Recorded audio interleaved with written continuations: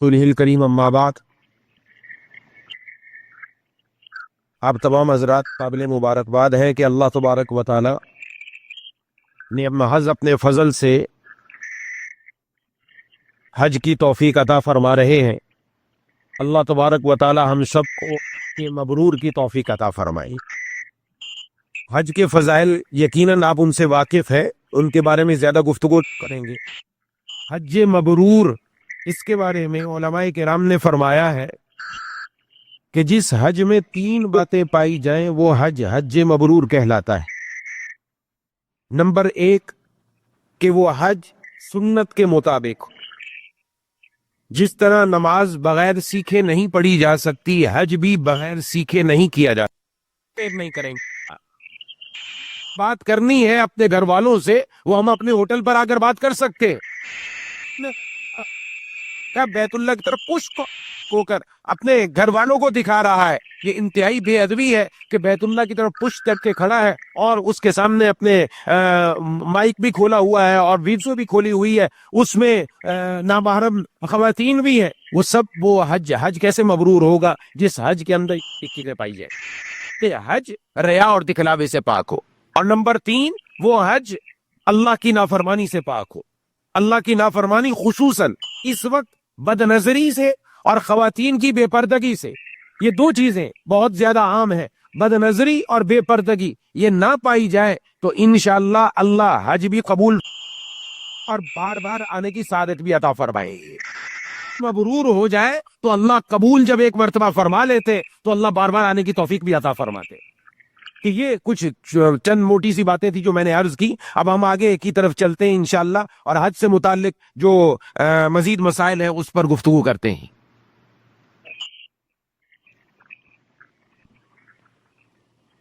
Screen के अंदर आपको नजर आ रहा है कि सफर हज के लिए कौन कौन सा सामान लेकर जाना चाहिए। तो इसमें चंद अहम चीजें जो हमारी वहां जरूरत की हैं, ये वो चीजें जो जरूरत की हैं वो बयान की जा रही हैं ताकि हम सही तौर पर इनको ले जा सके। और हमारे पास ये सारी चीजें तैयार हैं। आपको इंशाल्लाह इसके बाद पर्चे दे दिए जाएंगे जिसमें ये सब चीजें जो कुछ भी आपको दिखाया जा रहा है वो आपको मिल जाएगा। उसमें सारी तारीर मौजूद है, सामान हज की फहरिस्त, उसमें आप टिक लगा सकते हैं कि कौन कौन सी चीज मैंने ले ली, कौन सी नहीं ली। नंबर 1 शलवार कमीज 5-6 अदद, ये इंसान के लिए काफी है। शार्ट पैकेज वाले हो या लॉन्ग पैकेज वाले हो और वहां पर धोने का भी इंतजाम होता है, तो 5-6 बहुत।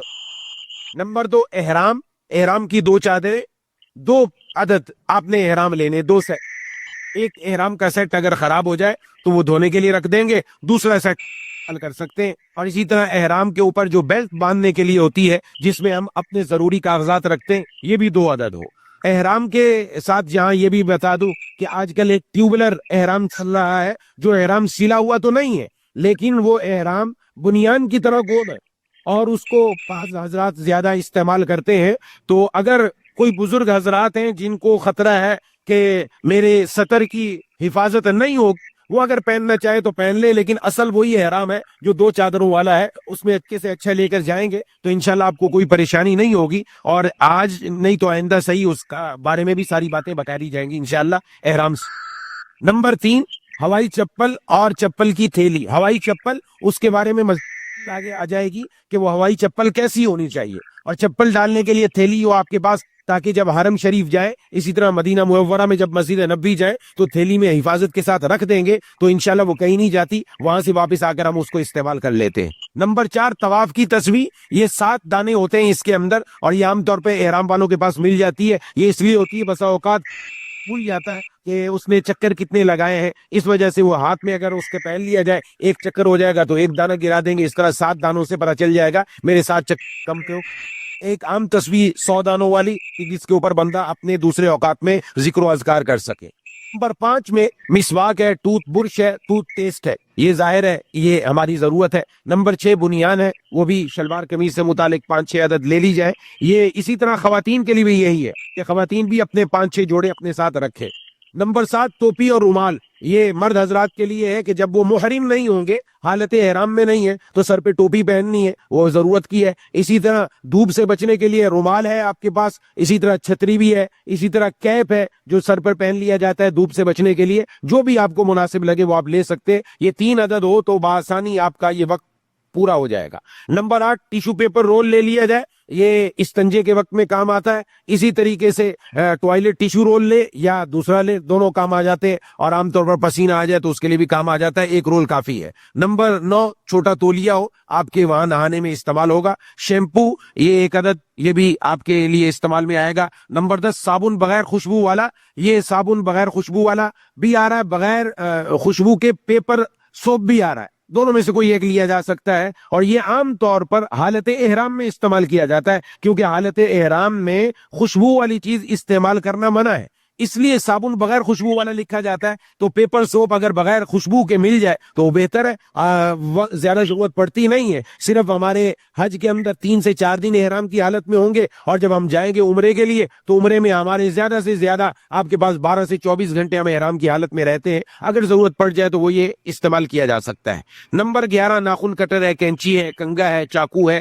چاقو چھوٹے والا کہ کوئی فروٹ وغیرہ جو دیے جاتے ہیں وہ کاٹنے کے لیے استعمال میں آ جاتا ہے. نمبر 12 کنکریوں کی تھیلی ہے کہ جس میں آپ کنکریاں رکھیں گے. بعض اوقات لوگ عام شاپر لے لیتے ہیں, شاپر میں سے کنکریاں نیچے گر جاتی ہیں. یہ تھیلی بھی احرام والوں کے پاس سے مل جاتی ہے, اور ایسی تھیلی ہوتی ہے کہ جس میں کنکریاں محفوظ ہو جاتی ہیں. یہ کہاں ضرورت پڑے گی اس کی انشاءاللہ ساری تفصیل آگے آ جائے گی. نمبر 3 ہے موبائل. 13 موبائل فون ہے, چارجر ہے. اسی طرح موبائل فون چارج کرنے کے لیے اگر اس کے ساتھ ایکسٹینشن بورڈ لے لیا جائے تو وہ بھی زیادہ اچھا ہے, مینا کے اندر جا کر کام آتا ہے. ہمارے پاور بینک لے کر جانا چاہیں تو وہ بھی زیادہ اچھا ہے کہ پاور بینک ہوگا. تو موبائل فون کی ضرورت اس وجہ سے ہے کہ ہمارا سارا ڈیٹا پاک حج ایپ پر ہے, تو ہمارا پاک حج ایپ کے اندر آپ کو مسلسل معلومات ملتی رہیں گی, اور ہمارا ان کے ساتھ تعلق رکھنا ضروری ہے. تو اس کے لیے آپ کے پاس اینڈرائیڈ موبائل ہونا ضروری ہے, تو چارجر اس کی ضرورت ہے. اسی طریقے سے آپ کے پاس پاور بینک ہو, اور چارجر کے لیے 3 پن والا جو پلگ ہے وہ لینا چاہیے, کیونکہ وہاں 3 پن استعمال ہوتی ہے.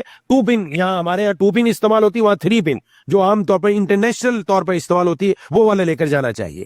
گلے میں لٹکانے والا بیگ ہے, یہ ہمارا ضرورت کا ہوتا ہے. جب احرام کی حالت میں ہوتے ہیں تو ہم جاتے ہیں تو کچھ نہ کچھ اس میں اپنے کھانے پینے کے لیے چھوٹی موٹی چیزیں رکھ لیں, کچھ چنے رکھ لیے, کچھ بادام رکھ لیے, کچھ کاجو وغیرہ یہ چیزیں رکھ لیں, تو وہ گلے میں لٹکانے والا ایک بیگ.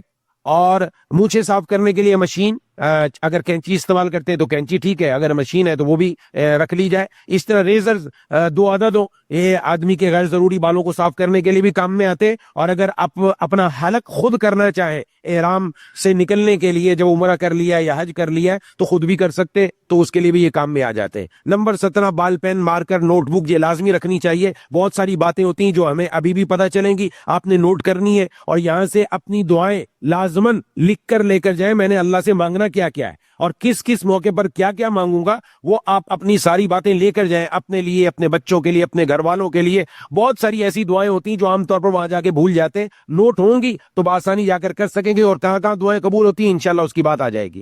اور ویزلین اور کریم, یہ عام طور پر ویزلین بغیر خوشبو والی لینی چاہیے, یہ کام آتی ہے خاص طور پر حج کے دنوں میں کہ آدمی چلتا ہے تو ریشز ہو جاتے ہیں چلنے کی وجہ سے, تو ریشز کو ختم کرنے کے لیے ویزلین. اور اسی طرح کریم بھی وہ والی ہونی چاہیے, ریشز کریم کوئی لے لی جائے. سوڈو کریم بہت بہترین کریم ہے, لیکن یہ خوشبو والی ہوتی ہے. اس کو ہم احرام سے علاوہ جو ہماری ہو کہ 6 تاریخ کو 7 تاریخ کو ہم یہ سوڈو کریم استعمال کر لیں اپنے جسم کے ان جگہوں پر جہاں ریشز ہو سکتے ہیں, تو پھر احرام باندھیں گے 8 تاریخ کو, تو اس کے بعد اگر ویزلین استعمال کرتے ہیں روز بغیر خوشبو کے, تو انشاءاللہ ریشز نہیں ہوں گے, اور چلنے پھرنے کے اندر مینا میں, عرفات میں, مزدلفہ میں طواف زیارت کے لیے بآسانی آدمی چلا جاتا ہے, کوئی پریشانی نہیں ہوگی.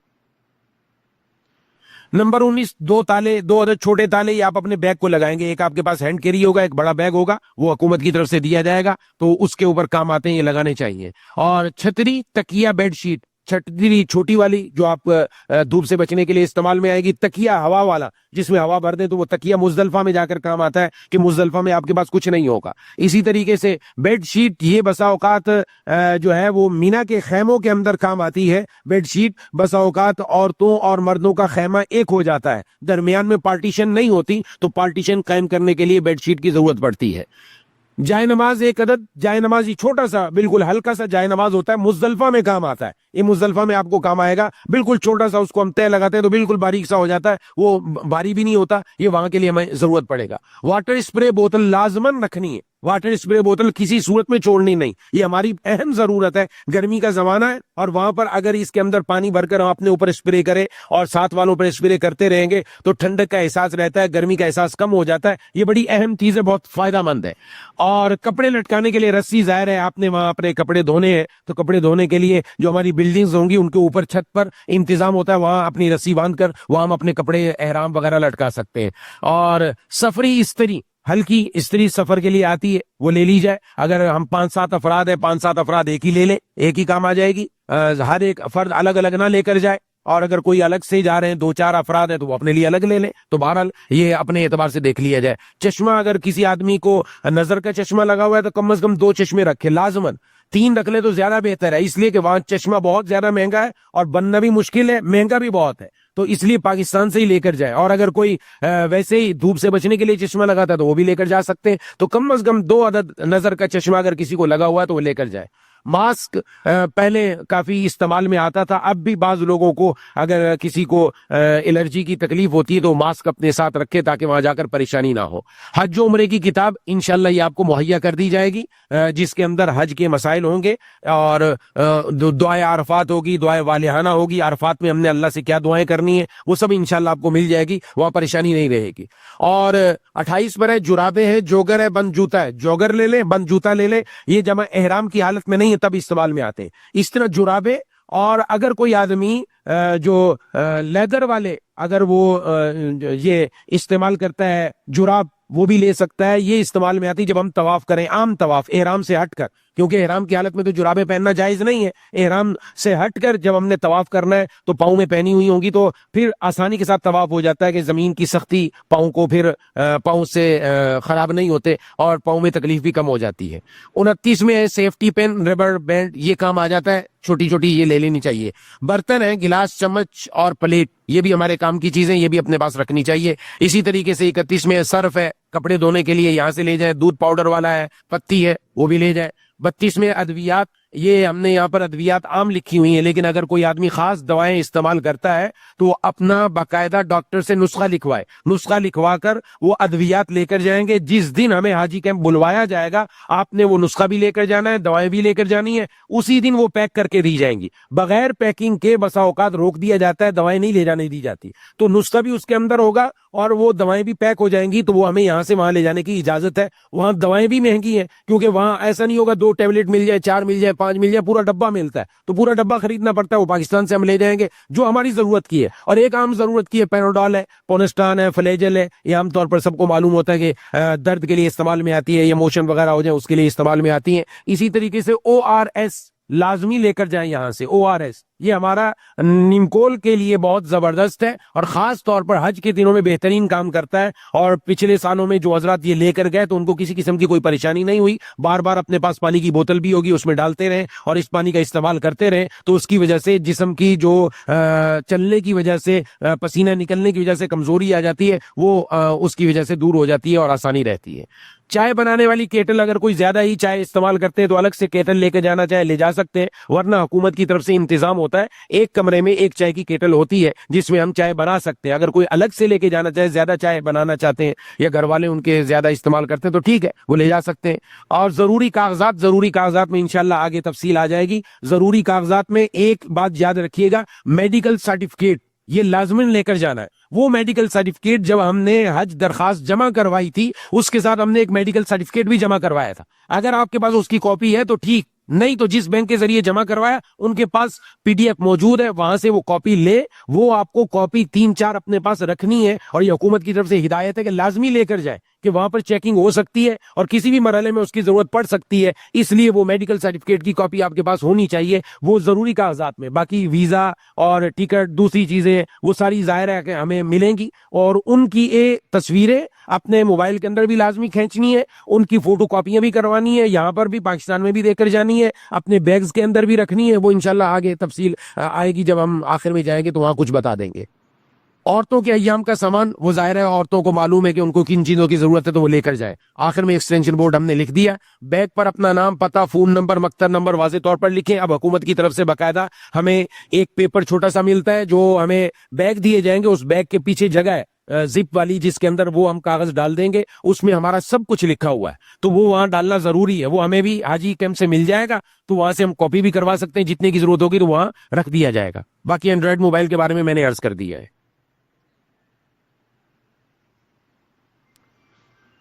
حج کی 3 قسمیں ہیں. حج کو عموماً لوگ حج کو بس صرف حج سمجھتے ہیں. جو یہاں سے ہم جاتے ہیں تو کون سا حج کرتے ہیں اس کے بارے میں انشاءاللہ ابھی بتا دیا جائے گا. حج 3 قسم پر ہے. نمبر 1 حج قران. حج قران آپ کے سامنے آ گیا. یہ حج قران کا مطلب ہوتا ہے کہ آدمی جب احرام باندھے تو عمرہ اور حج دونوں کا ایک ساتھ احرام باندھے، دونوں کا. عمرہ کرنے کے بعد پھر وہ حلال نہیں ہوگا، سر کے بال نہیں مڈوائے گا، بلکہ حج کے دنوں تک احرام کی حالت میں رہے گا.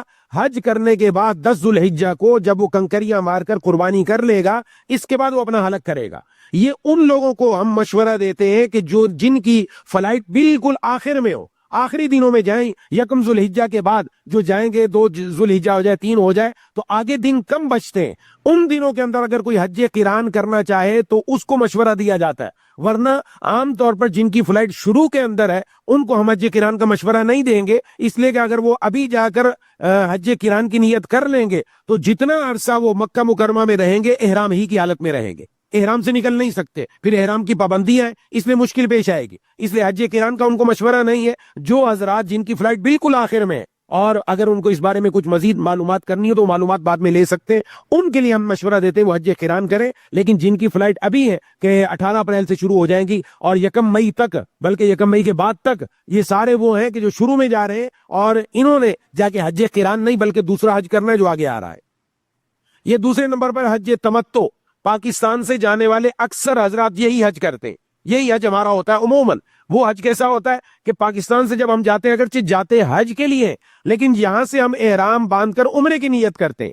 ہم حج کی نیت نہیں کریں گے، یہ یاد رکھنا چاہیے. ہم نے عمرے کی نیت کرنی ہے. جب اگر ہماری فلائٹ یہاں سے ڈائریکٹ جدہ کی ہے اور جدہ سے ہم نے مکہ المکرمہ جانا ہے تو آپ نے یہاں سے عمرے کا احرام باندھنا ہے، عمرے کی نیت کرنی ہے. وہاں جا کر عمرے کے تمام افعال کر کے فارغ ہو کر اپنے سر کے بال کٹوا لینے. اس کے بعد ہم احرام سے باہر ہو گئے. جب حج کے دن آئیں گے تو 8 ذو الحجہ کو ہم حج کا احرام باندھیں گے.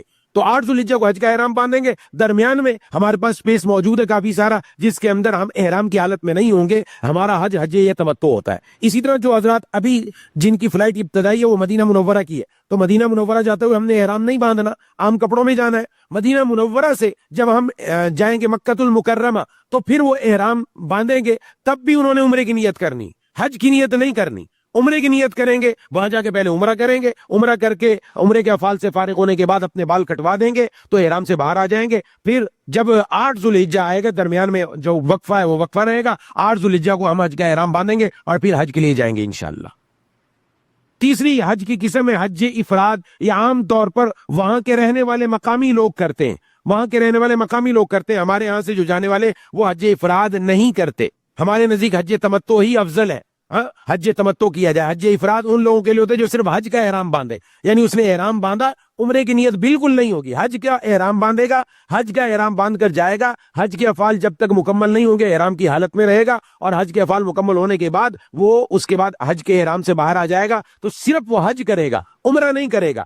ایک سفر کے اندر جب عمرہ اور حج دونوں کیے جائے، ایک ساتھ کیے جائے تو حج قران ہو جاتا ہے، الگ الگ کیے جائے تو حج تمتع ہو جاتا ہے. اگر صرف حج کیا جائے تو حج افراد ہوتا ہے. وہ وہاں کے مقامی لوگوں کے لیے ہوتا ہے کہ آپ لوگوں نے حج افراد کرنا ہے. ان لوگوں کو حج قران یا حج تمتع کی اجازت نہیں ہوتی.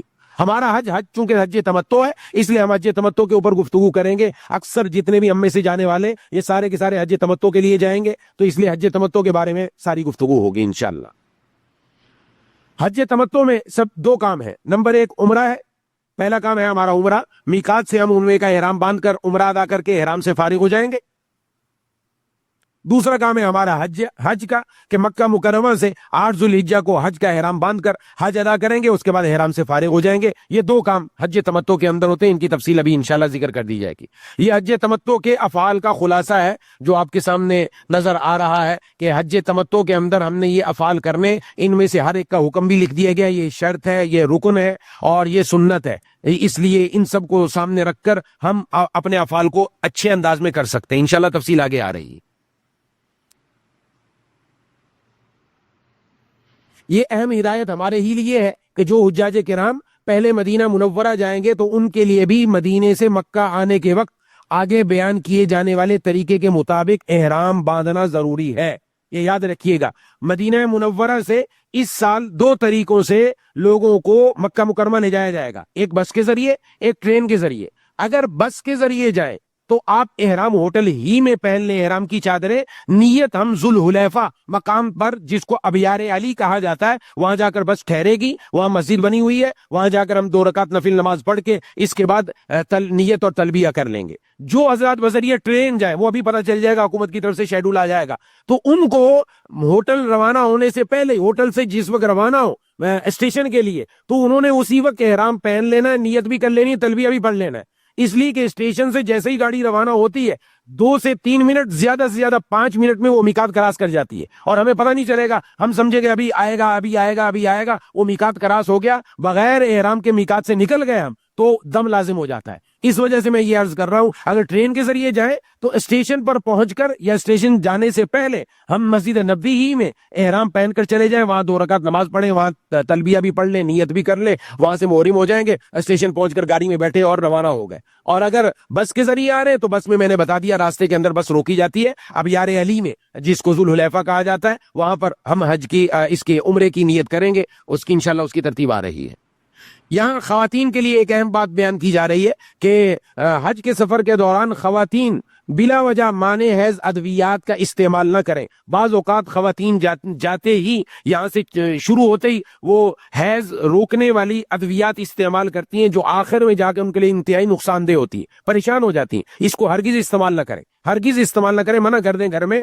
ہر جب ضرورت ہوگی طواف زیارت کے وقت میں اس وقت مشورہ کیا جائے، انشاءاللہ رابطے میں ہیں ہم، تو اس وقت مشورہ کیا جائے، مشورے میں بتا دیا جائے گا اب استعمال کر لیں، کیونکہ یہ چیز یہ صحت کے لیے نقصان دہ، اور عام طور پر اس کو بس لیتے ہیں کہ ٹھیک ہے اس کو استعمال کر لیں گے بعد میں آسانی رہے گی، اور بس اس کی وجہ سے جو مینسز کی روٹین ہے وہ خراب ہو جاتی ہے، اور خراب ہونے کی وجہ سے اب عمرہ بھی گڑبڑ ہو جاتا ہے، حج بھی گڑبڑ ہو جاتا ہے، بہت سارے مسائل خراب ہو جاتے ہیں۔ وہ چونکہ ہمارے ساتھ بہت سارے لوگ وابستہ رہتے ہیں ہر سال، تو وہ پتہ چلتا رہتا ہے، اس لیے ہم نے یہ پہلے سے مشورہ دے دیا۔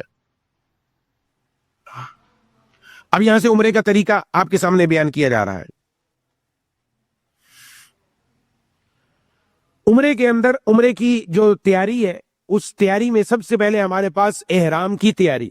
اچھا، یہ اچھی طرح سمجھ لینا چاہیے، احرام 2 چادروں کا نام نہیں ہے، احرام 2 چادروں کا نام نہیں ہے، اس کی تفصیل آگے آئے گی۔ جب ہم نے احرام پہننا ہے تو احرام پہننے سے پہلے جسم کے غیر ضروری بال صاف کر لیں، ناخن تراش لیں، احرام کی نیت سے غسل کریں، یہ افضل ہے، یا وضو کر لیں، سر اور داڑھی میں تیل لگائیں، کنگھا کریں اور احرام کی چادریں پہن لیں۔ یہاں ایک بات ذہن میں رکھیں کہ خوشبو بھی لگائی جا سکتی ہے، تیل بھی لگا لیے، کیونکہ ابھی ہم محرم نہیں ہوئے، ابھی ہمارے لیے خوشبو لگانے کی اجازت ہے، تیل لگانے کی بھی اجازت ہے۔ آپ صلی اللہ علیہ وسلم جسم اطہر پر تیل لگایا کرتے تھے، اپنے بالوں میں بھی، سر کے بالوں میں بھی، داڑھی میں بھی، جسم اطہر پر بھی۔ اب بجائے احرام کی چادروں پر خوشبو لگانے کے جسم پر لگانی، بدن پر لگانا، یہ سنت طریقہ ہے، اس لیے جسم پر لگائی جائے، اس لیے لکھا ہوا ہے آپ کے سامنے، جسم اور احرام کی چادروں میں ہلکی خوشبو لگائیں، لیکن بہتر یہ کہ احرام کی چادروں میں نہ لگائیں، آپ جسم ہی پر لگائیں۔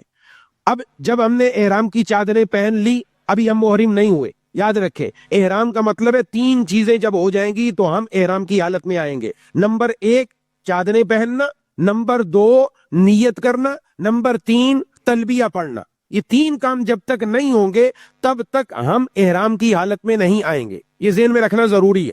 تو اس لیے ابھی ہم نے چادریں پہنی ہے، ابھی ہم احرام کی حالت میں نہیں ہے، ابھی ہم نے 2 رکعت نفل یہ احرام کی نیت سے ادا کرنے، یہ بھی سنت ہے اگر مکروہ وقت نہ ہو۔ مکروہ وقت کا مطلب یہ ہے عصر سے لے کر مغرب تک کا وقت، عصر کی نماز ہم نے پڑھ لی تو مغرب تک نفل پڑھنے کی اجازت نہیں۔ اسی طرح جو فجر کا پورا وقت ہے اس میں نفل پڑھنے کی اجازت نہیں ہے، تو اگر یہ اوقات ہے تو ان میں ہم نفل نہیں پڑھ سکتے۔ اس کے علاوہ دوسرے اوقات ہے تو ان اوقات کے اندر ہم نفل پڑھ سکتے ہیں، اور نفل مرد حضرات سر ڈھانک کر پڑھیں گے۔ تو چادر ہے ہماری احرام کی، وہ سر کے اوپر لے لیں گے کیونکہ ابھی احرام کی حالت میں نہیں ہے، صرف چادریں پہنی ہے، تو سر ڈھانک کر یہ 2 رکعت نفل پڑھیں گے۔ اس لیے لکھا ہوا ہے سر ڈھک کر 2 رکعت نفل احرام ادا کریں، پھر سر سے چادر ہٹا کر عمرے کی نیت کریں، لبیک پڑھیں اور دعا کریں۔ عمرے کی نیت کرنی ہے اور لبیک پڑھنا ہے، یہ 2 کام کرنے ہیں ہمیں۔ اور یہ تھوڑی سی اس میں تفصیل عرض کر دوں، جو حضرات پاکستان سے کراچی سے جانا ہے، لاہور سے جانا ہے، کسی بھی شہر سے جانا ہے، اگر آپ کی فلائٹ ڈائریکٹ جدے کی ہے اور وہاں سے آپ نے جانا ہے مکہ مکرمہ، تو پھر آپ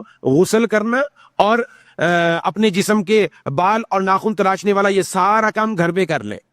جب ایئرپورٹ پر پہنچے تو ایئرپورٹ پر پہنچ کر آپ وہاں پر احرام کی چادریں پہن سکتے ہیں، وہاں آپ کے پاس وقت ہوتا ہے تو احرام کی چادریں ایئرپورٹ پر پہن لی جائے۔ وہیں پر مسجد بھی موجود ہے، مسجد کے اندر جا کر اگر مکروہ وقت نہیں ہے تو 2 رکعت نفل نماز پڑھ لیں، لیکن ابھی آپ نیت اور تلبیہ نہ پڑھیں، کیونکہ بسا اوقات فلائٹ لیٹ ہو جاتی ہے یا کینسل ہو جاتی ہے، اس کی وجہ سے اگر احرام کی نیت ابھی کر لی تو ہم پورا دن احرام میں رہیں گے جب تک ہم مکہ مکرمہ نہ پہنچ جائیں۔ اس لیے ہمارا مشورہ یہ ہے کہ جب آپ جہاز میں بیٹھ جائیں اور جہاز اڑ جائے، ہوا میں پہنچ جائے، تب آپ نیت بھی کر لیں، تلبیہ بھی پڑھ لیں۔ اور نیت یہ کرنی ہے کہ اللہم انی ارید العمرۃ، اے اللہ بے شک میں عمرے کا ارادہ کرتا ہوں، فیسر حالی وتقبلھا منی، اس کو میرے لیے آسان فرما دے اور اس کو قبول فرما لے۔ اور تلبیہ 1 مرتبہ پڑھنا ہے، 1 مرتبہ کم از کم پڑھنا ضروری ہے، 3 مرتبہ پڑھنا مسنون ہے۔ اور تلبیہ زبانی یاد ہونا چاہیے، لبیک اللہم لبیک، لبیک لا شریک لک لبیک،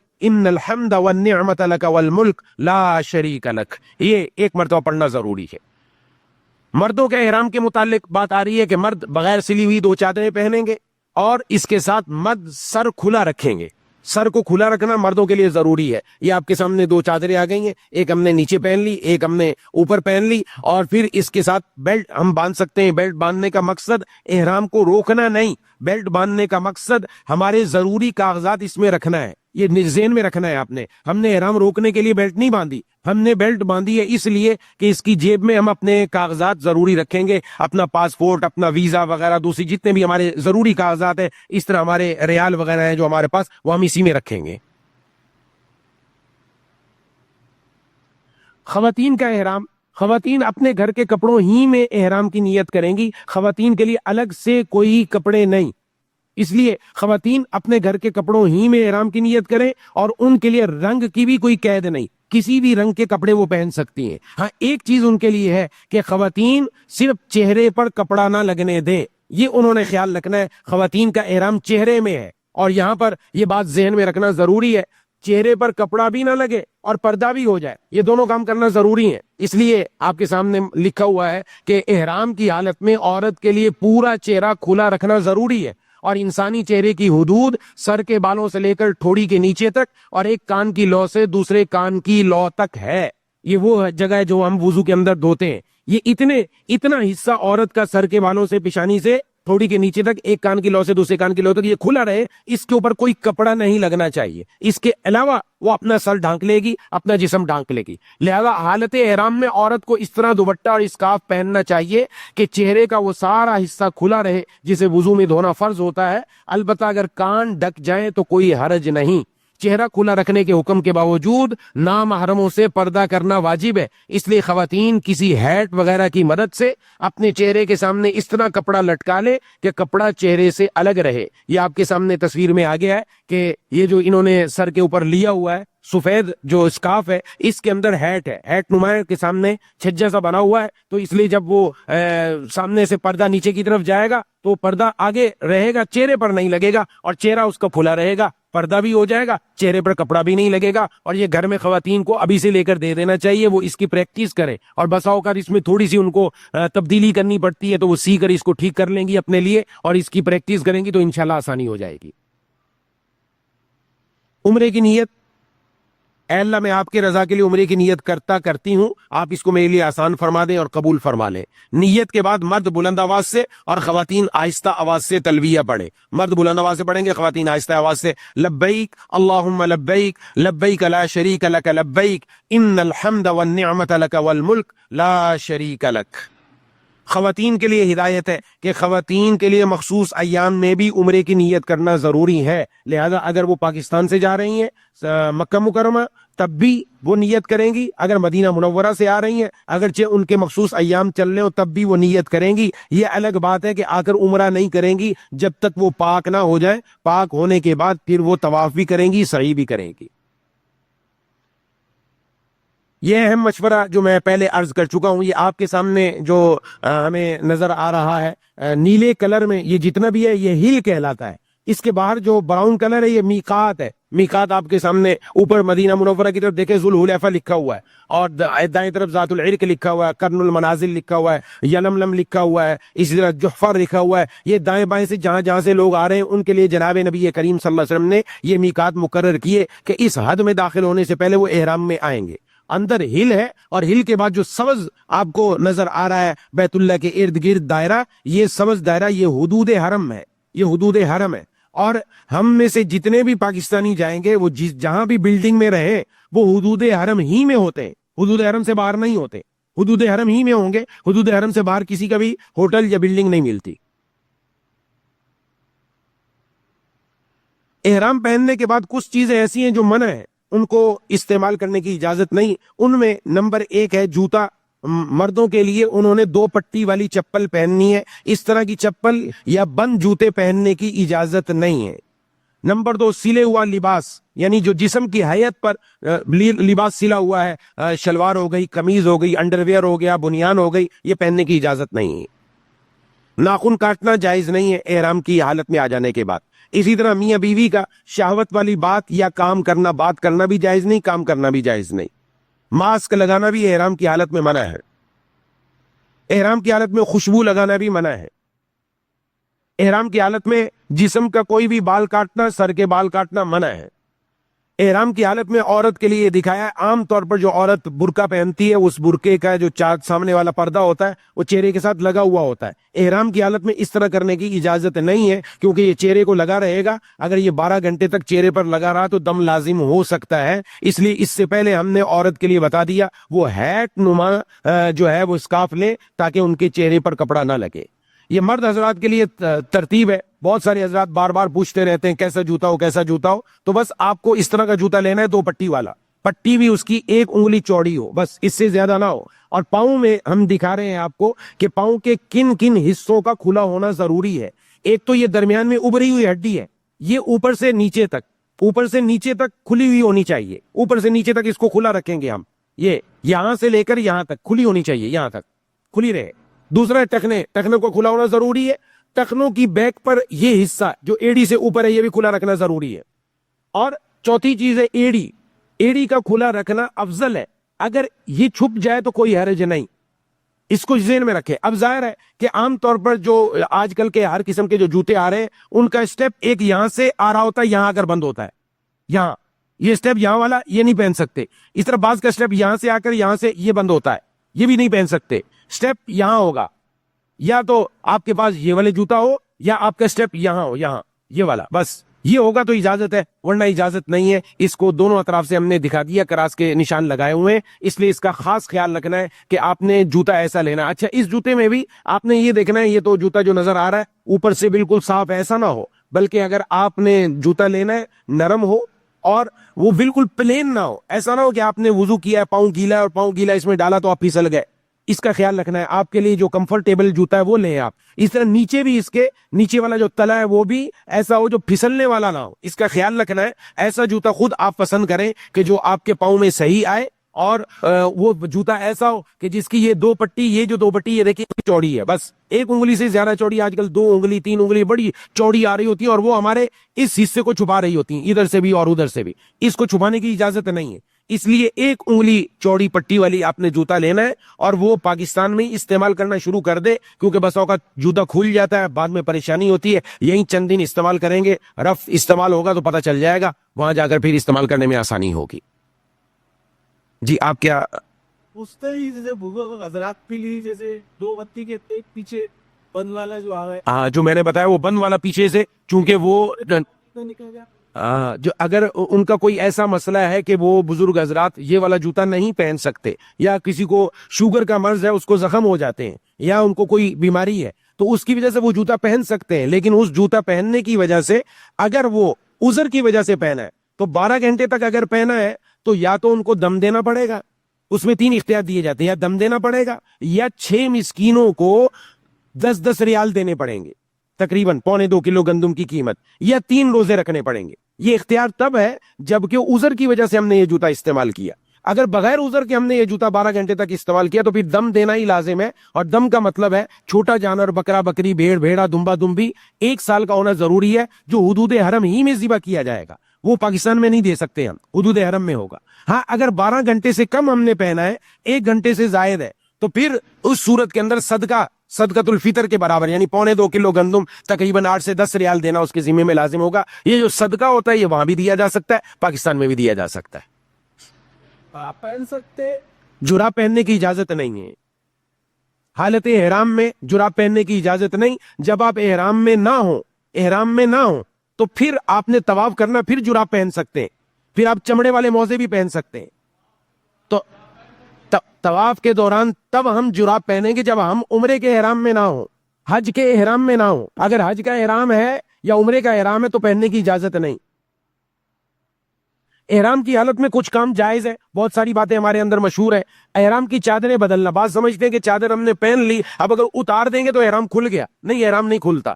اگر ہمیں ضرورت محسوس ہوتی ہے کہ ہم مکہ المکرمہ پہنچ کر ان چادروں کو اتار کر دوسری چادریں پہن لیں، اجازت ہے۔ اسی طرح اگر غسل کرنا ہے، ٹھنڈک حاصل کرنے کے لیے کر سکتے ہیں۔ جی احرام کی چادر پر بیلٹ باندھنا جائز ہے، گھڑی پہننا بھی جائز ہے، اینک اور چشمہ لگانا جائز ہے، انگوٹھی پہننا جائز ہے، مسواک کرنا بھی جائز ہے، چھتری استعمال کرنا بھی جائز ہے، زخم پر پٹی باندھنا۔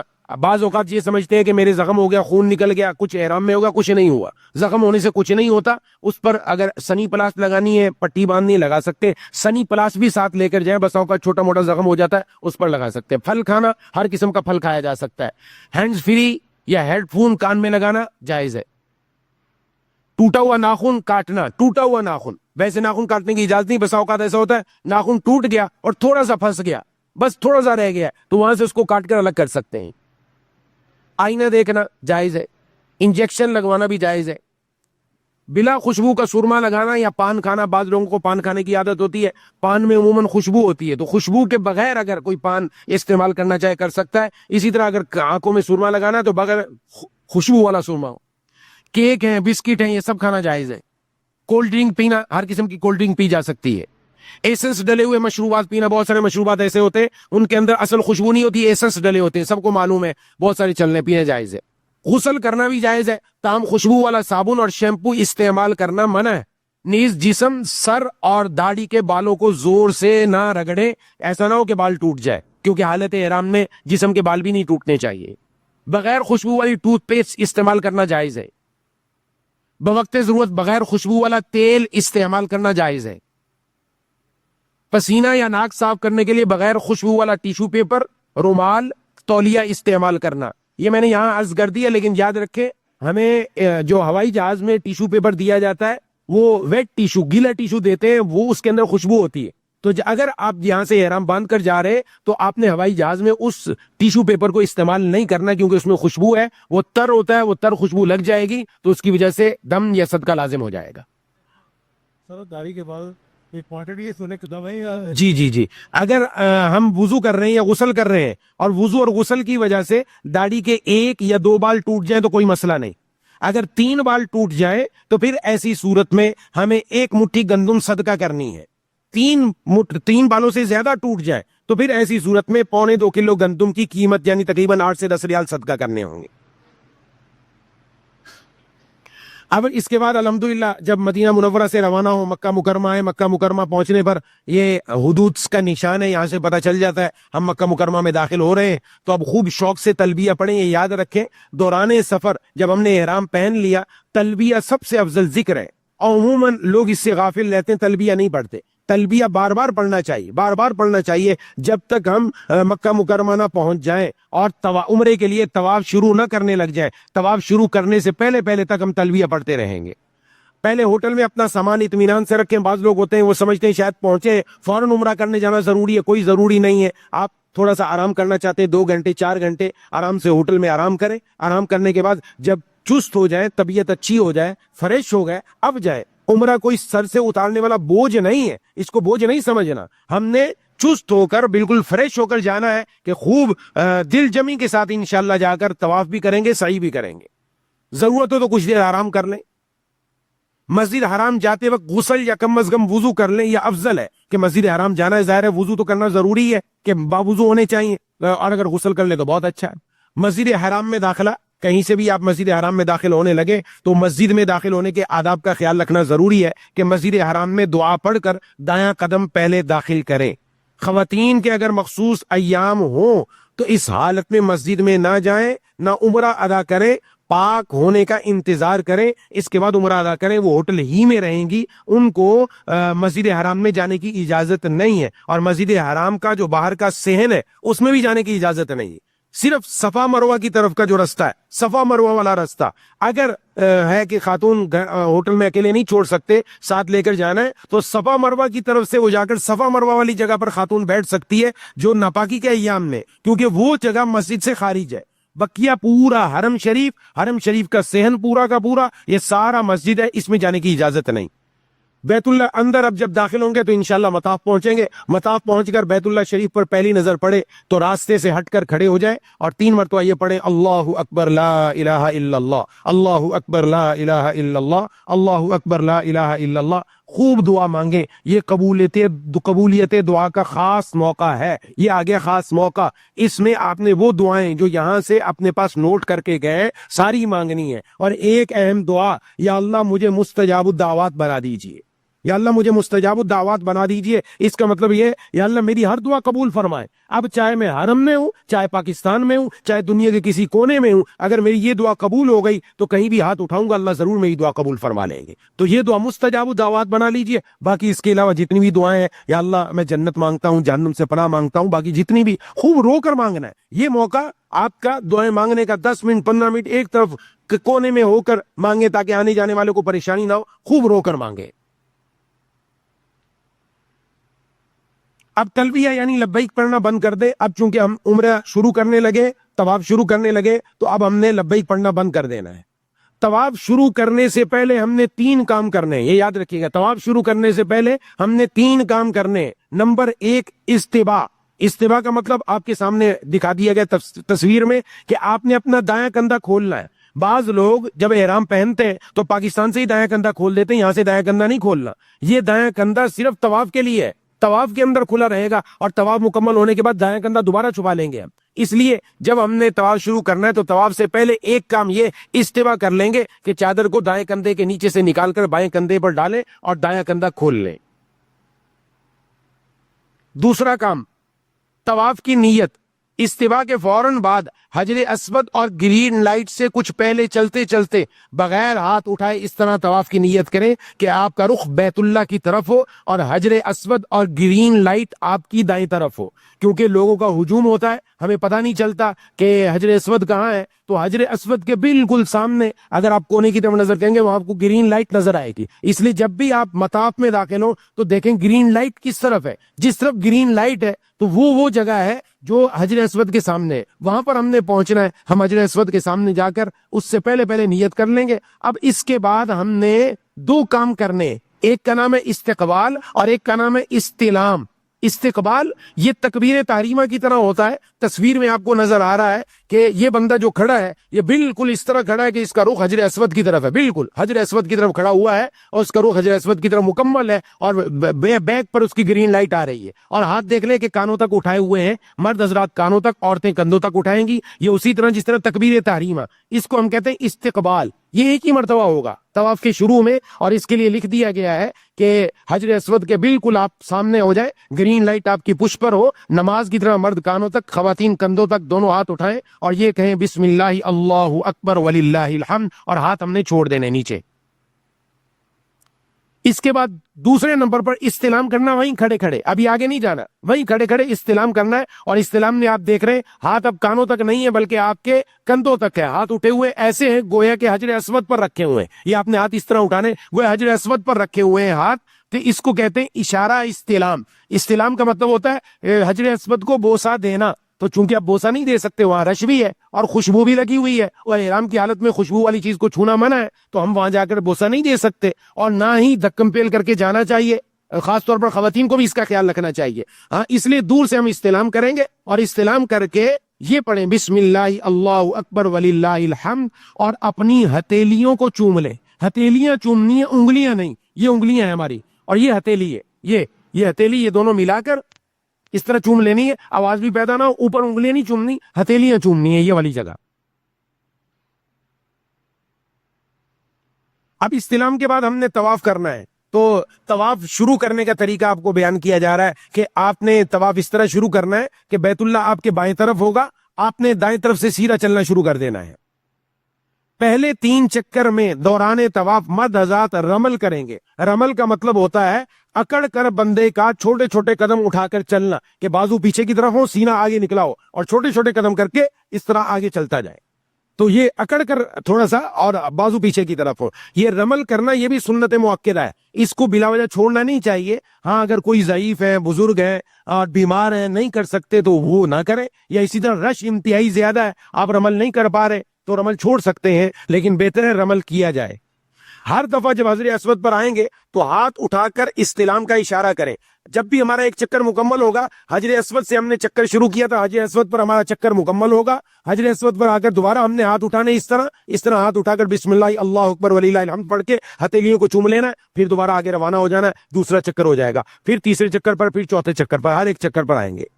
یہاں یہ آپ کو تھوڑا سا ایک نشاندہی کی جا رہی ہے کہ رکن یمانی سے حجر اسود کے درمیان، رکن یمانی طواف کرتے ہوئے جب رکن یمانی کے کونے پر پہنچے تو اس رکن یمانی پر بھی ہاتھ نہ لگائے، نہ دور سے اشارہ کرے، بلکہ ایسے ہی گزر جائیں. یہ رکن یمانی ہے، یہ حجر اسود ہے. حجر اسود سے پیچھے والا کونا رکن یمانی ہے.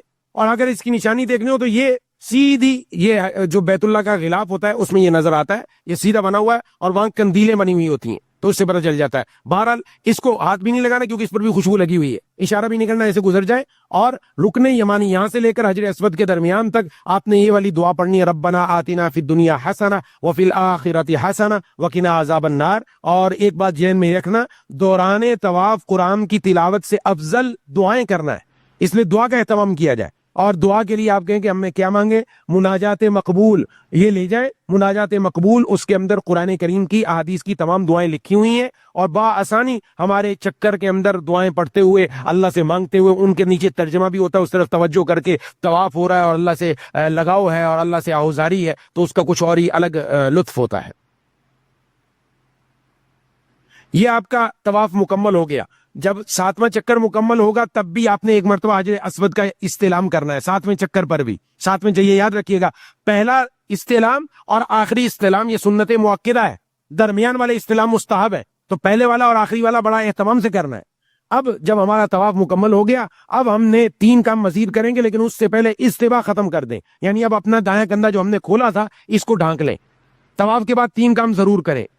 نمبر 1، پہلا کام یہ ہے کہ آپ نے 2 رکعت واجب الطواف نفل ادا کرنے ہیں. یہ مقام ابراہیم کی تصویر آپ کے سامنے ہے. مقام ابراہیم کے سامنے جگہ ہو جائے یا مقام ابراہیم کے پاس اگر جگہ نہیں ملتی تو کہیں بھی مسجد میں جگہ مل جائے، وہاں 2 رکعت واجب الطواف ادا کرنے. لیکن ان کے لیے بھی شرط یہ ہے مکروہ وقت نہ ہو. اگر مکروہ وقت ہے تو اس کو چھوڑ دیں، مکروہ وقت ختم ہو جائے گا تب ہم کریں گے. مکروہ وقت بتا چکا ہوں، عصر کی نماز کے بعد سے مغرب تک اور فجر والا پورا وقت.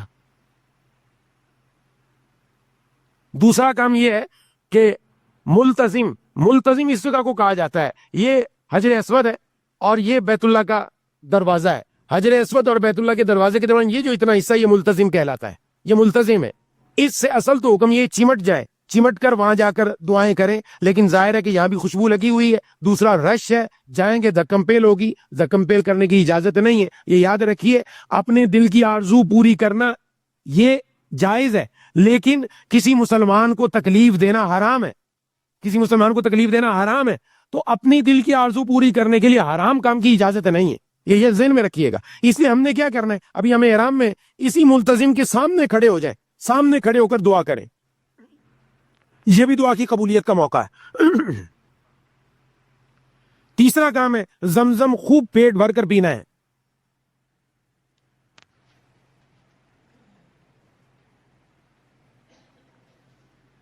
زمزم خوب پیٹ بھر کر پیئیں اور دعا کریں. زمزم پیتے ہوئے بھی دعا قبول ہوتی ہے, اور بڑی اہم دعائیں. بعض ہمارے اکابر وہ اس وقت ایسی دعائیں کرتے تھے, عجیب و غریب دعائیں کرتے تھے.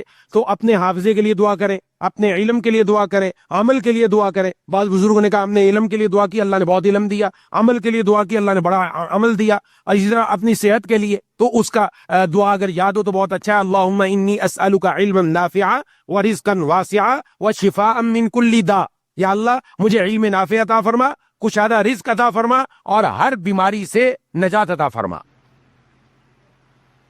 تینوں کاموں سے فارغ ہو کر دوبارہ حجر اسود کے سامنے آنا ہے. اب ہم نے صحیح کرنے جانا ہے, لیکن دوبارہ حجر اسود کے سامنے آ کر ہم نے ایک مرتبہ دوبارہ استلام کرنا ہے. یہاں پر یہ یاد رکھیے گا, صحیح کے لیے جانے سے پہلے آپ ایک مرتبہ دوبارہ استلام کریں گے. استلام کا طریقہ بتا دیا, ہاتھ اس طرح اٹھائیں گے جیسے حجر اسود پر رکھے ہوئے, بسم اللہ اللہ اکبر وللہ الحمد پڑھ کر اپنی دونوں ہتھیلیوں کو چوم لینا ہے.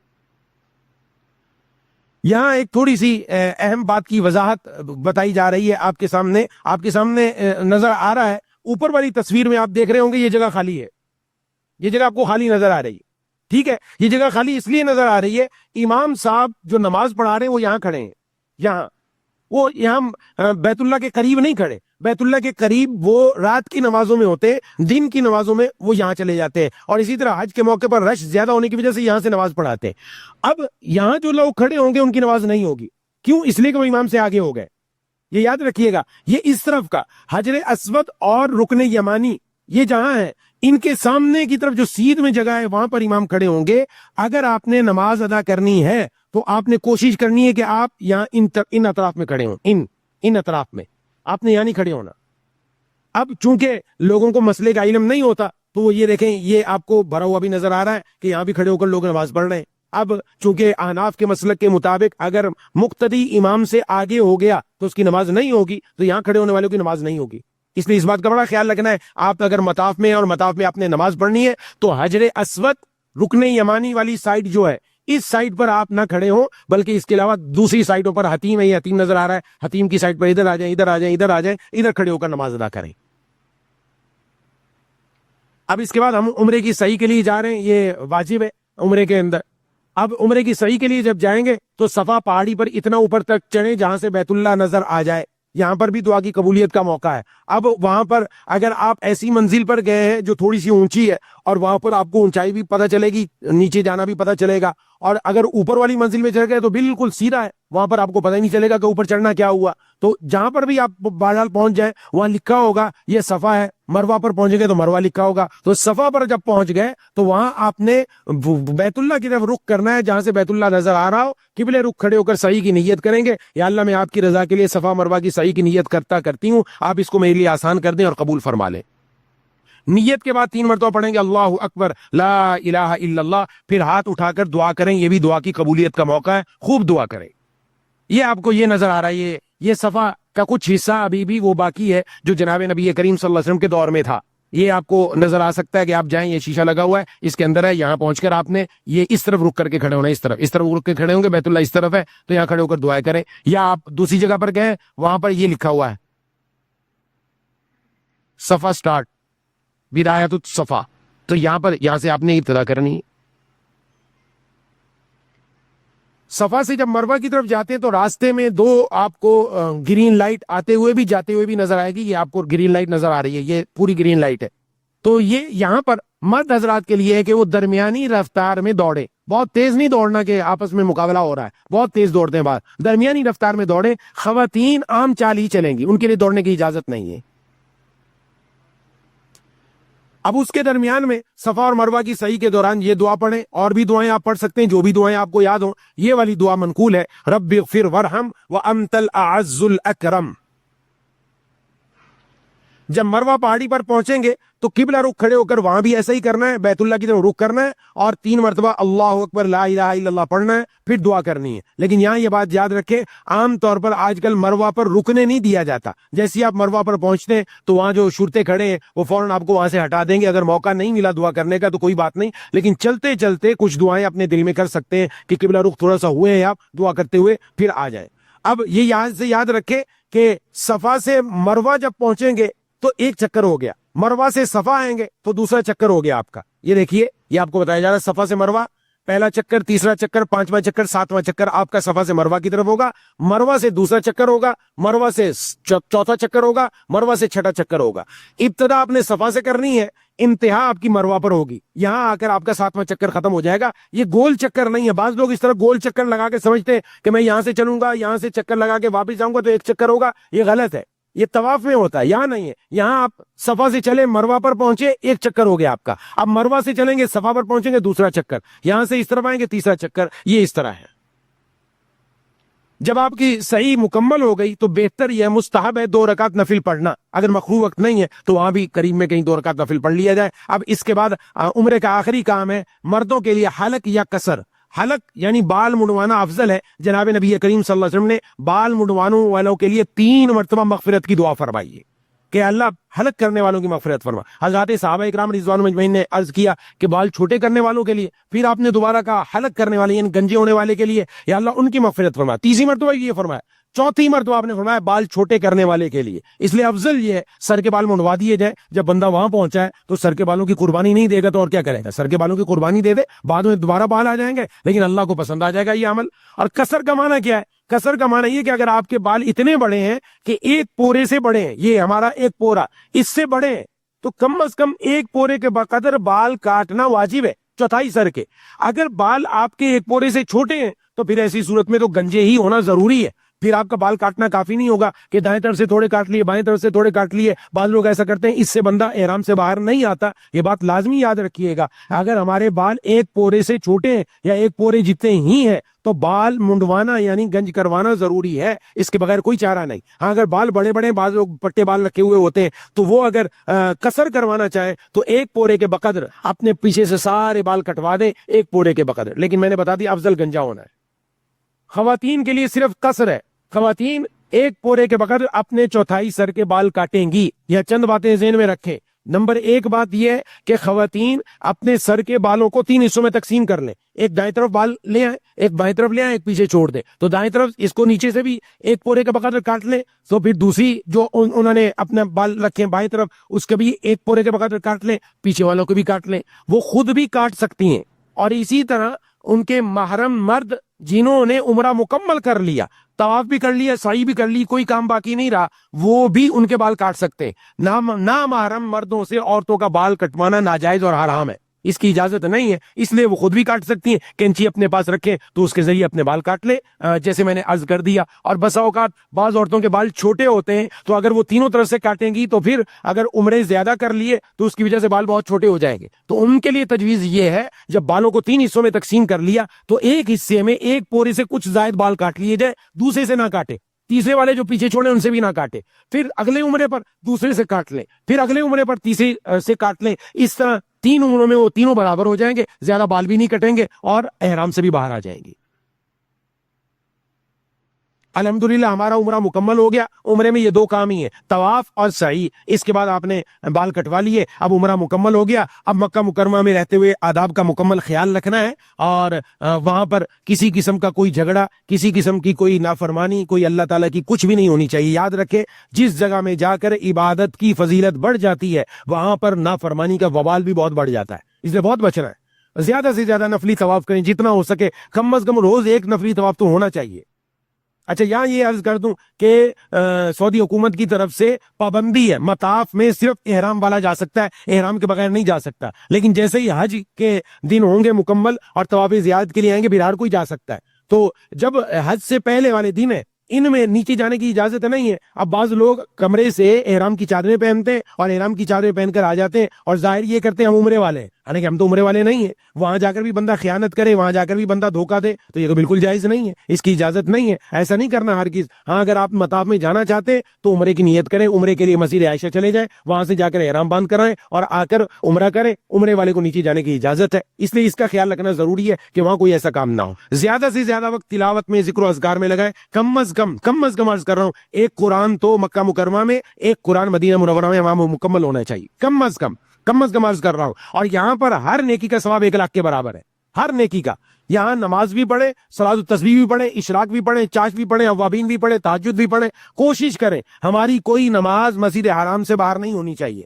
یہ 5 مرتبہ زیارتوں پر لے جاتے ہیں، کوئی طائف نکلا ہوا ہے، کوئی ادھر نکلا ہوا ہے، ہم سیر و تفریح کے لیے نہیں گئے۔ سب سے بڑی زیارت اللہ کا گھر بیت اللہ ہے، اس سے بڑھ کر کوئی زیارت نہیں۔ اگر ہماری وہی زیارت فوت ہو رہی ہے، اگر ہماری بیت اللہ کی نمازیں فوت ہو رہی ہیں تو ہم وہاں گئے، کیا فائدہ ہوا ہمارا؟ اسی طرح مسجد نبوی پہنچے اور مسجد نبوی میں نماز ہی نہیں ہماری ہو رہی اور ہماری نمازیں باہر ہو رہی ہیں تو کیا فائدہ؟ مسجد نبوی سے بڑھ کر کوئی زیارت نہیں ہے۔ زیارت پر جائیں لیکن اس بات کا خیال رکھ کر فجر کی نماز پڑھ کے جائیں، زور سے پہلے واپس پہنچے۔ آپ کی زور کی نماز مکہ مکرمہ میں مسجد حرام میں ہو، مدینہ منورہ میں مسجد نبوی میں ہو، کوئی نماز یہاں سے نکلنی نہیں چاہیے۔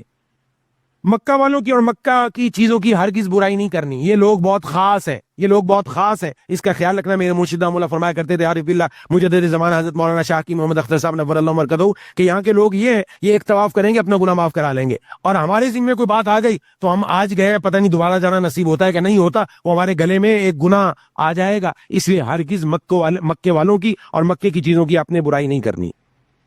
خواتین کے لیے تھوڑی سی ایک بات میں عرض کرنا چاہتا ہوں کہ ایک تو بات یہ ہے کہ خواتین ان چند باتوں کا خیال رکھے۔ عورت کو حالت احرام میں پردہ کرنا ضروری ہے، لازماً کروائیں، پردہ لازماً کرنا ہے، یہ پہلے بتا دیا۔ دوسری بات یہ ہے کہ نامحرم سے اپنے بال کٹوانا عورت کے لیے جائز نہیں۔ اسی طرح دوران طواف بعض عورتیں مردوں کے ہجوم میں گھس جاتی ہیں، جائز نہیں ہے۔ مردوں کے ساتھ دھکم پیل ہونا، مردوں کے ساتھ چمٹنا بالکل جائز نہیں۔ وہ مطاف کے کنارے پر کھڑے ہو کر چلے، مطاف کے کنارے، یا ہجوم کم ہو تب، یا پھر اوپر والی چھت پر جائیں اور پہلی منزل پر، دوسری منزل پر وہاں جا کر اپنا طواف کریں۔ اگرچہ وقت زیادہ لگے گا لیکن یہ طواف وہ ہوگا جو سنت کے مطابق ہے، جو اللہ کے قانون کو توڑے بغیر ہوا ہے۔ یہ طواف آپ کا مقبول ہوگا، اگرچہ ایک طواف ہو لیکن یہ ایسا قبول ہوگا کہ اس سے زندگی بدل جائے گی۔ نیچے طواف عورتیں کرتی ہیں تو مردوں سے لگتی ہیں، بار بار ٹکراتی ہیں، یہ بالکل جائز نہیں ہے، اس کا بھی خیال رکھنا ضروری ہے۔ طواف کے جو چکر ہیں وہ پے در پہ کرنے چاہیے، یعنی ایک چکر کے بعد دوسرا چکر، دوسرے کے بعد تیسرا چکر، چوتھا چکر۔ بسا اوقات بزرگ حضرات ہوتے ہیں، کوئی تھک گیا زیادہ تو اگر درمیان میں تھوڑی دیر کے لیے وہ ٹھہر گیا تاکہ میں تھوڑا سا ٹھیک ہو جاؤں پھر دوبارہ چکر لگاؤں گا تو ٹھہرنے کی گنجائش ہے، یا ایسی قضاء حاجت کی ضرورت ہوگی تو جا سکتا ہے، یا ایسے ہی کھانے پینے کی کوئی ضرورت محسوس ہوئی، کوئی شوگر کا مریض ہے اس کو ضرورت محسوس ہو رہی ہے تو وہ طواف کے دوران رک کر کھا پی سکتا ہے، پھر دوبارہ چکر شروع کر دے۔ طواف کے دوران اگر وضو ٹوٹ جائے، یاد رکھیے گا طواف بغیر وضو کے کرنا جائز نہیں، طواف میں وضو ضروری ہے۔ جہاں وضو ٹوٹا وہیں آپ واپس آئیں، آ کر وضو کریں اور جا کر دوبارہ طواف کریں۔ اگر 4 چکر سے زائد کر چکے ہیں، 4 چکر یا 4 چکر سے زائد، تو آگے سے ہی اپنا طواف مکمل کر لیں، اور اگر 4 چکر سے کم ابھی 3 چکر لگائے تھے تو اس میں افضل یہ ہے کہ دوبارہ سے 1 نمبر سے شروع کریں۔ لیکن اگر آپ 3 چکر کے بعد ہی چوتھے چکر سے شروع کرنا چاہتے ہیں تو بھی ٹھیک ہے، لیکن طواف بغیر وضو کے نہیں ہونا چاہیے۔ ہاں جو سعی ہے، سعی اس کے لیے وضو شرط نہیں ہے، اگر سعی کرتے ہوئے درمیان میں وضو ٹوٹ گیا اور ہم نے ایسے ہی سعی مکمل کر لی تو سعی ہو جائے گی، سعی کے لیے وضو شرط نہیں لیکن طواف کے لیے وضو ضروری ہے۔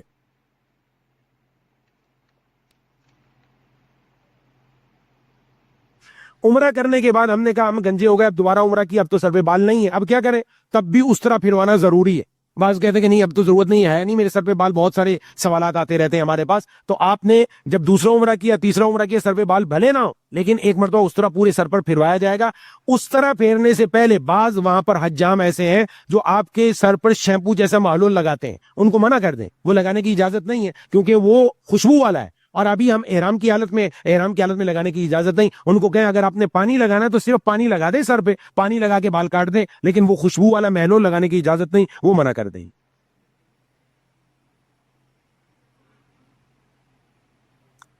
یہ ایک تھوڑی سی مزید ایک اہم مسئلہ اس کی طرف توجہ رکھنی چاہیے، یہ بھی بہت زیادہ پوچھا جاتا ہے کہ عام طور پر عید الاضحیٰ کے ہاں جب ہمارے یہاں ہوتا ہے تو افضل طریقہ یہ ہے کہ جس کا قربانی کرنے کا ارادہ ہو، جب ذوالحجہ کا چاند نظر نہ آ جائے تو اس کے لیے ناخن اور بال نہ کاٹنا مستحب ہے، کہ جب وہ قربانی کرے گا، قربانی کرنے کے بعد اپنے بال یا ناخن کاٹے گا۔ یہ عام طور پر پاکستان میں ہمارے یہاں مسئلہ معروف ہے اور لوگ اس پر عمل بھی کرتے۔ اب جب وہاں جاتے ہیں تو وہاں جا کر بسوں کا تھوڑا سا مسئلہ پیش آتا ہے۔ اب کسی آدمی کی یکم ذوالحجہ کو روانگی ہے مدینہ منورہ سے، اور 2 کو وہاں پہنچ کر اس نے عمرہ کرنا ہے، اور ظاہر ہے عمرے سے فارغ ہونے کے لیے اپنے سر کے بال کٹوانا ضروری ہے۔ اب اس کے ذہن میں سوال یہ پیدا ہوتا ہے کہ ذوالحجہ کا چاند نظر آنے کے بعد تو بال نہیں کٹوانے چاہیے، ناخن نہیں کٹوانے چاہیے، تو وہ جو بال اور ناخن نہ کٹوانا وہ تو مستحب ہے، لیکن اب بال کٹوانا واجب ہے، ضروری ہے۔ اس لیے عمرہ کرنے کے بعد سر پر حلق ضرور کروائے، بال ضرور کٹوائے، اس کے بغیر وہ عمرے سے باہر نہیں آئے گا۔ اس لیے اگر کسی حاجی نے یکم ذوالحجہ کے بعد بھی کوئی عمرہ کیا اور عمرہ کرنے کے بعد اپنے سر کے بال کٹوا لیے تو کوئی مسئلہ نہیں، کیونکہ وہاں جس کام کے لیے گئے ہوئے ہیں وہ اس سے بہت بہتر ہے، بہت آگے کی چیز ہے، وہ بہت اللہ تبارک و تعالیٰ آگے عطا فرما رہے ہیں۔ اس لیے یہ بات بھی تھوڑی سی ذہن میں رکھیے گا۔ یہ بس آج کا سیشن اسی پر ختم کرتے ہیں۔ یہ عمرے کا ہم نے الحمدللہ آپ کو مکمل طریقہ بتا دیا، اور بقیہ پھر اگلی مرتبہ انشاءاللہ حج سے متعلق کچھ باتیں عرض کریں گی، اور اس سے متعلق اگر کوئی سوال ہو تو وہ کر سکتے ہیں، تو بقیہ باتیں انشاءاللہ پھر عرض کرتے رہیں گے، اور وہ کاپی جو ہے وہ دیتے ہیں۔ جی حکمت کی دوا، حکمت کی دوا اس میں ہاں، جی جی جی، حکمت کی دوا، ہاں ہاں،